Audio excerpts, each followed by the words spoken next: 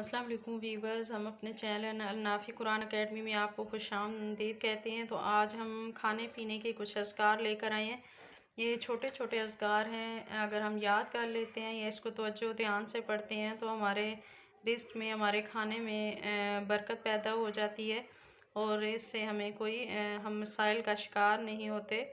تو چلیں دیکھیں، بسم اللہ الرحمن الرحیم۔ بسم اللہ وعلی برکت اللہ، اللہ کا نام لے کر اور اس کی برکت سے کھانا کھاتا ہوں۔ بسم اللہ وعلی برکت اللہ، اللہ کا نام لے کر اور اس کی برکت سے کھانا کھاتا ہوں۔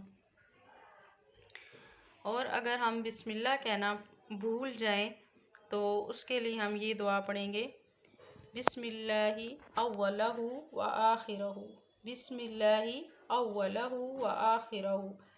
اگر ہم بسم اللہ پڑھنا بھول جاتے ہیں اور آخر میں بھی ہمیں یاد آ جاتا ہے یا درمیان میں یاد آ جاتا ہے تو ہم یہ پڑھیں گے، بسم اللہ اولہ و آخرہ۔ اور کھانے کے بعد کی دعا یہ ہے،